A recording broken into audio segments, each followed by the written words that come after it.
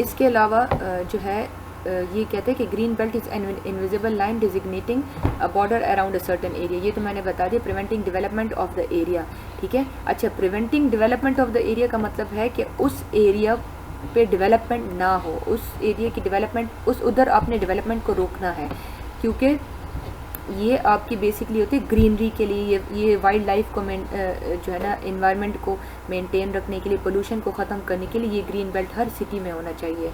और ये पार्क्स की शक्ल में भी हो सकता है और ये इसी तरह रोड के साइड पे भी हो सकता है। रोड सिस्टम्स जो है ना ये अलग आपका है कि आपके घर में आपके टाउन में प्रॉपर रोड सिस्टम होना चाहिए कि आपका रोड नेटवर्क प्रॉपर हो, ठीक है। Road network hierarchy is very important. Hierarchy होता है कि एक से दूसरे की तरफ या छोटे से बड़े की तरफ जाना या इम्पॉर्टेंट से लेस इम्पॉर्टेंट की तरफ जाना, ठीक है। वाइल बिल्डिंग अ टाउन और सिटी के प्रॉपर डिफरेंट रोड्स जो है ना आपकी रोड की हायरार्की हो, ठीक है, मिक्स ना हो रहे हो, ठीक है। The provision of faulty road system in the initial stages of town formation proves to be difficult and costly to repair to rearrange in future. For example आप ऐसे रोड्स दे दे जिस तरह कि आप BRT की एग्जांपल ले दे, उधर तो अभी BRT तो अच्छा प्रोजेक्ट है, BRT तो बन गया, लेकिन उसके नुकसानात ये कि हमारे जो रोड्स है वो तंग हो गए।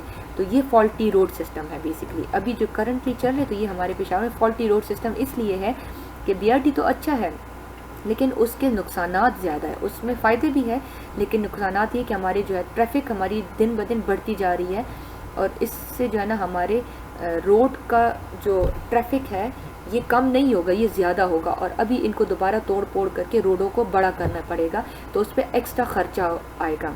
तो इसमें यही बात की गई है कि the provision of faulty road system in initial stages, अगर पहले से ही आप अगर इनिशियल स्टेज में आप गलत सिस्टम दे दें टाउन में, तो फिर बाद में क्या होता है, proves to be difficult and costly, फिर बाद में आपको बहुत खर्चा उठाना पड़ता है to repair and to rearrange in future, ठीक है।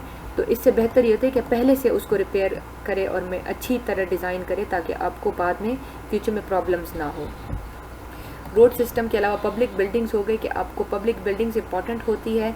Public buildings are any type of building that is accessible to the public. Accessible का मतलब जा सके, कोई भी बंदा पब्लिक जा सके उस बिल्डिंग में, and is funded from the public sources. ये गवर्नमेंट जो है ये इसको फंड करता है, ठीक है। गवर्नमेंट नहीं, बेसिकली आपके पब्लिक जो जितनी भी एक्टिविटीज़ होते हैं ये उस सोर्सेज से, फॉर एग्जांपल एक पार्क में आप अंदर जा रहे हैं तो उसमें आप ये टैक्सेस जिस तरह के हो गए या रोड के टैक्सेस, तो ये बेसिकली पब्लिक सोर्स है। एक पार्क में अगर आप जा रहे हैं तो उसमें आपको वो टिकट लेते हैं, तो वो टिकट आपका पब्लिक सोर्स है, वो पेमेंट आपका पब्लिक ही कर रहा होता है, ठीक है। तो उन पब्लिक सोर्सेज को यूज़ करके पब्लिक बिल्डिंग्स बनाए जाते हैं। Typically public buildings are funded through tax money by the government, ठीक है। ये गवर्नमेंट करता है लेकिन टैक्स मनी कौन देता है, पब्लिक ही देता है, तो ये बेसिकली पब्लिक सोर्स है। All types of government offices are considered public buildings, ठीक है। जितने भी गवर्नमेंट बिल्डिंग्स हैं जो कि गवर्नमेंट मेंटेन करता है, वो आपके पब्लिक बिल्डिंग्स है। Should be well organised and distributed throughout the town. Should be well organise के ऐसा ना हो कि आपके एक ही टाउन में एक जगह पे सारे पब्लिक बिल्डिंग्स जमा हो जाए, ऐसा नहीं होना चाहिए। आपके हर जगह, फॉर एग्जांपल एक पब्लिक लाइब्रेरी है तो हर एक टाउन में या हर एक इलाके में अपनी पब्लिक लाइब्रेरी होनी चाहिए। ऐसा ना हो कि लोगों को दूर दूर आना पड़े पेशावर यूनिवर्सिटी, ठीक है। अगर पेशावर यूनिवर्सिटी में फॉर एग्जांपल एक ही पब्लिक लाइब्रेरी है तो अब सिटी एरिया से या कैंट एरिया से लोग दूर दूर से लोग आएंगे सिर्फ पेशावर यूनिवर्सिटी, तो ऐसा नहीं होना चाहिए। आपकी हर इलाके में अपनी पब्लिक लाइब्रेरी होनी चाहिए, मतलब प्रॉपरली ऑर्गेनाइज्ड और डिस्ट्रीब्यूटेड कि हर जगह पे अपनी अपनी होनी चाहिए। अच्छा, unnecessary concentration of public buildings should be avoided. Unnecessary concentration का मतलब कि एक ही जगह पे सारे जमा हो जाना। फॉर एग्जांपल एक ही जगह पे 2-3 मस्जिद दे देना या एक ही जगह पे 2-3 पब्लिक लाइब्रेरीज दे देना, तो ये गलत बात है। एक जगह पे एक मस्जिद होना चाहिए या एक इलाके में एक ही पब्लिक लाइब्रेरी होनी चाहिए, 2-3 नहीं होनी चाहिए, उसकी ज़रूरत नहीं होती।